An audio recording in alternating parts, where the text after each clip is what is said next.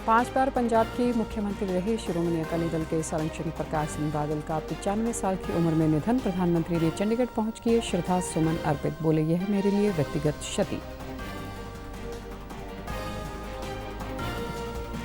उपराष्ट्रपति जगदीप धनखड़ ने नई दिल्ली में मन की बात सम्मेलन का किया उद्घाटन। कहा, मन की बात सकारात्मकता और विविधता का गुलदस्ता। और 2 दिवसीय जल संगोष्ठी में हरियाणा के मुख्यमंत्री ने नागरिकों से किया जल संरक्षण करने का आह्वान। बोले, पानी का कोई विकल्प नहीं। नमस्कार, चंडीगढ़ से आपका स्वागत है। मैं हूं आरजू। आइए अब सुनते हैं समाचार विस्तार से। भारतीय राजनीति की महान हस्ती, हिंदू सिख एकता के अग्रदूत और पंजाब के 5 बार मुख्यमंत्री रह चुके शिरोमणि अकाली दल के संरक्षक व वरिष्ठ नेता प्रकाश सिंह बादल का 95 वर्ष की उम्र में मंगलवार रात निधन हो गया। वे लंबे बीमार चल रहे थे। उनके निधन से पूरे देश में शोक की लहर है। केंद्र सरकार ने आज और कल 2 दिन के राष्ट्रीय शोक की घोषणा की है। मोदी सरकार ने उन्हें साल 2015 में देश के दूसरे सर्वोच्च नागरिक सम्मान पद्म विभूषण से सम्मानित किया था। उनके निधन की सूचना मिलने पर राष्ट्रपति, उपराष्ट्रपति, केंद्रीय मंत्रियों सहित देश भर के नेताओं और हस्तियों ने शोक संवेदनाएं भेजी हैं। उनके पार्थिव शरीर को चंडीगढ़ स्थित शहीद कार्यालय में रखा गया है। प्रधानमंत्री नरेंद्र मोदी ने चंडीगढ़ पहुंचकर उन्हें श्रद्धा सुमन अर्पित किए। इससे पहले प्रधानमंत्री ने अपने ट्वीट संदेश में उनके निधन को अपने लिए व्यक्तिगत क्षति बताया। उन्होंने कहा कि मैंने दशकों तक उनके साथ निकटता से बातचीत की है और उनसे बहुत कुछ सीखा है। उनके परिवार और अनगिनत प्रशंसकों के प्रति संवेदना। इस मौके पर हरियाणा मुख्यमंत्री मनोहर लाल, पूर्व मुख्यमंत्री ओम प्रकाश चौटाला, चंडीगढ़ मेयर, निगम कमिश्नर सहित अन्य प्रशासनिक अधिकारी भी मौजूद थे। उपराष्ट्रपति जगदीप धनखड़ ने आज नई दिल्ली में मन की बात कार्यक्रम को लेकर आयोजित राष्ट्रीय सम्मेलन का शुभारंभ किया। इस महीने की 30 तारीख को इस मासिक कार्यक्रम की 100वीं कड़ी प्रसारित होगी। इस मौके पर उन्होंने मन की बात को सकारात्मकता का प्रकाश स्तंभ बताया, जो प्रत्येक व्यक्ति के हृदय को छूता और आलोकित करता है।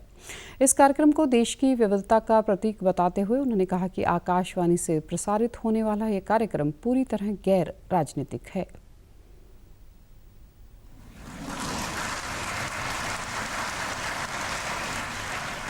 कुछ चुनौती मेरे सामने आई और इस पद पर तो रिकॉर्डेड सुना।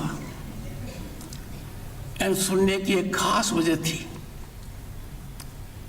वो कौन शख्स है who would not like to be inspired, motivated, instructed, informed कि मेरा भारत क्या है। I have not missed a single episode. कार्यक्रम के शुभारंभ पर सूचना व प्रसारण मंत्री अनुराग सिंह ठाकुर ने कहा कि प्रधानमंत्री लोगों की भावनाएं समझते हैं। उन्होंने इस कार्यक्रम के माध्यम से लोगों की उपलब्धियों को उजागर किया। सूचना मंत्री ने बताया कि एक श्रोता सर्वेक्षण में यह बात सामने आई कि 100 करोड़ से अधिक लोगों ने इसे कम से कम एक बार सुना है।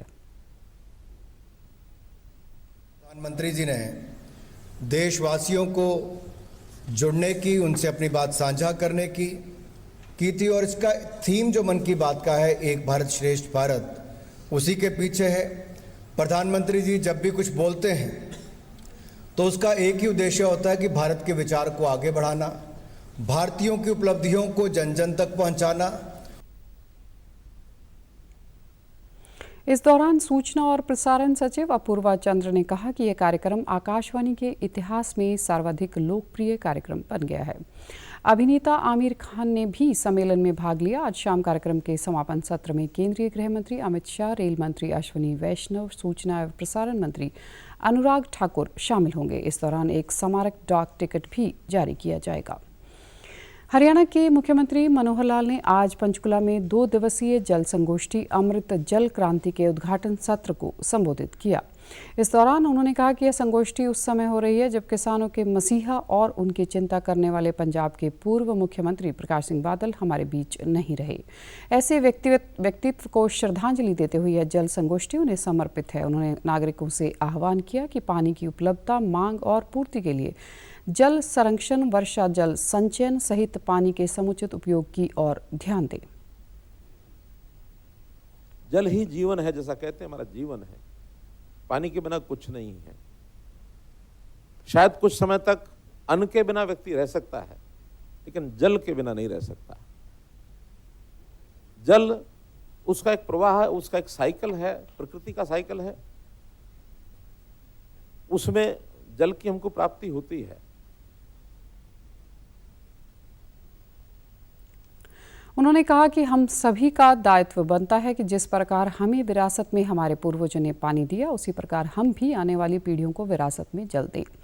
हरियाणा के पास प्राकृतिक रूप से कोई पानी का स्रोत नहीं, पानी का संग्रहण कर हमें भविष्य के लिए सहेजना होगा। उन्होंने कहा कि हमें भी जल संरक्षण के लिए नई तकनीकों को अपनाना होगा। मुख्यमंत्री मनोहर लाल ने कल गुरुग्राम में हरियाणा कौशल रोजगार निगम पोर्टल पर पंजीकृत युवाओं को निजी क्षेत्र में रोजगार के अवसर उपलब्ध करवाने के लिए कॉरपोरेट प्रतिनिधियों से संवाद किया। इसमें सभी जिलों के औद्योगिक एसोसिएशन के प्रतिनिधि भी वीडियो कॉन्फ्रेंस से कार्यक्रम में शामिल हुए। उन्होंने कहा कि इससे विभिन्न कंपनियों की टीम रिक्रूटमेंट कॉस्ट में भी बचत होगी और सरकार कंपनी की मांग के हिसाब से स्किल्ड लेबर मुहैया कराएगी। मुख्यमंत्री के इस अनुरोध पर कई कंपनियों ने रुचि दिखाई है। उन्होंने कहा कि भर्ती प्रक्रिया के लिए पूर्ण रूप से कॉरपोरेट सेक्टर स्वतंत्र होंगे। मुख्यमंत्री ने कहा कि प्रधानमंत्री के स्किल इंडिया और मेक इन इंडिया कार्यक्रम को आगे बढ़ाते हुए हरियाणा सरकार ने राज्य में स्किल डेवलपमेंट विश्वविद्यालय खोलने का काम किया है। प्रदेश के युवाओं के कौशल विकास के साथ साथ उन्हें रोजगार के अवसर उपलब्ध कराना हमारी प्राथमिकता है। हरियाणा में जो हमारे पास बेरोजगार युवा हैं, उसमें पोस्ट ग्रेजुएट भी हैं, ग्रेजुएट हैं, उसके अंदर टेक्निकल, नॉन टेक्निकल, हर प्रकार के उसके अंदर युवा बेरोजगार उन्होंने अपना आप को रजिस्टर किया हुआ है। अभी तक इसमें एम्प्लॉयमेंट एक्सचेंज में भी जो रजिस्ट्रेशन होता था वो सब मिला करके एक ही जगह की प्लेटफॉर्म पर ले आए हैं। 8 लाख के लगभग ऐसा युवा है हरियाणा में जिनको रोजगार की तलाश है। इस पोर्टल पर आने के बाद जो कुछ विशेष प्रकार के उद्योग हैं उनको तो 5 से 6% का बचत भी होने वाली है। निगम के सीईओ के मकरंद पांडुरंग ने बताया कि उनके पास वर्तमान में विभिन्न श्रेणियों के लाखों कैंडिडेट्स पोर्टल पर पंजीकृत हैं, जिसमें से उद्योग जगत अपनी ज़रूरतों के हिसाब से मैन पावर का चयन कर सकते हैं। प्रधानमंत्री नरेंद्र मोदी हर महीने मन की बात कार्यक्रम के माध्यम से करोड़ों लोगों के साथ अपने विचार साझा करते हैं। यह सिलसिला अप्रैल में 100वीं कड़ी के साथ आगे भी जारी रहेगा। इस विशेष मौके पर मन की बात कार्यक्रम से प्रधानमंत्री के चुनिंदा संबोधनों को प्रस्तुत किया जा रहा है। इस विशेष कार्यक्रम की कड़ी में हम आपको दिखा रहे हैं मन की बात का विशेष अंश। आज़ादी के बाद से अब तक भारत में 14 राजनेताओं ने प्रधानमंत्री का पद संभाला है। उन सभी ने अपने अपने तरीके से देश के विकास में योगदान दिया है। इसी वजह से लोग उनके जीवन की कहानी जानने के लिए उत्सुक रहते हैं। इन नेताओं ने कई चुनौतियों का सामना किया और कैसे उन पर विजय प्राप्त की, इस बारे में युवा पीढ़ी को बताने के लिए नई दिल्ली स्थित 3 मूर्ति भवन में प्रधानमंत्री संग्रहालय स्थापित किया गया है। 24 अप्रैल 2022 को प्रसारित मन की बात कार्यक्रम में प्रधानमंत्री नरेंद्र मोदी ने पीएम संग्रहालय का विशेष रूप से जिक्र किया।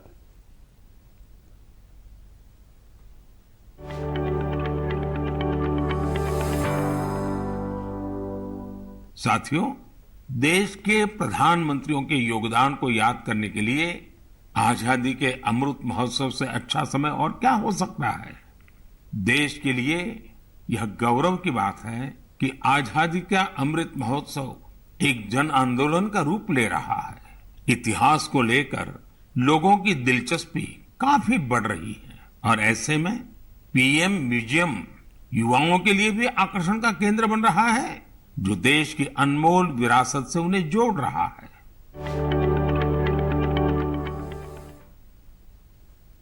सूडान में फंसे भारतीय नागरिकों को सुरक्षित भारत लाने के लिए सरकार ने ऑपरेशन कावेरी शुरू किया है। इसके तहत कल 500 भारतीय सूडान पोर्ट पहुंचे। आईएनएस सुमेधा से ऑपरेशन कावेरी के जरिए इन भारतीयों को लाया जाएगा। यह ऑपरेशन सूडान में समुद्री मार्ग से चलाया जा रहा है। सूडान में छिड़े गृह युद्ध के कारण वहां हालात काफ़ी खराब हैं। एयर स्पेस पूरी तरह बंद है। इसके चलते कोई भी विमान उड़ान नहीं भर सकता। विदेश मंत्री एस जयशंकर ने कहा कि भारत सरकार सूडान में अपने नागरिकों की सहायता के लिए प्रतिबद्ध है। विदेश मंत्रालय के अनुसार भारतीय दूतावास लगातार वहां रह रहे भारतीय नागरिकों के संपर्क में है।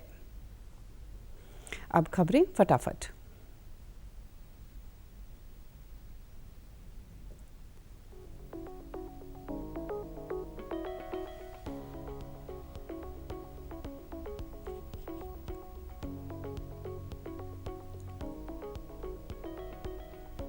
सोमनाथ में सौराष्ट्र तमिल संगम के समापन समारोह में प्रधानमंत्री नरेंद्र मोदी ने किया वीडियो कॉन्फ्रेंसिंग से संबोधित। नीति आयोग के सदस्य डॉक्टर वी.के. पाल ने 2019-20 के लिए भारतीय राष्ट्रीय लेखा अनुमान किए जारी, बताया स्वास्थ्य व्यय की हिस्सेदारी बढ़ी। देश में पिछले 24 घंटों में 6,660 लोगों में कोरोना संक्रमण की पुष्टि। अब तक 220 करोड़ 66 लाख से अधिक को लगाई गई कोरोना रोधी वैक्सीन। पंजाब पुलिस ने राज्य के धार्मिक संस्थानों के सुरक्षा प्रबंध जांचे। 549 पुलिस टीमों ने राज्य के 7,612 गुरुद्वारों, चर्च और मंदिरों की जांच की। और आप हमारे समाचार YouTube channel DD news Chandigarh, Facebook DD news Chandigarh और Twitter handle DD news CHD पर भी देख सकते हैं। इसी के साथ चंडीगढ़ से समाचारों का सिलसिला समाप्त होता है। नमस्कार।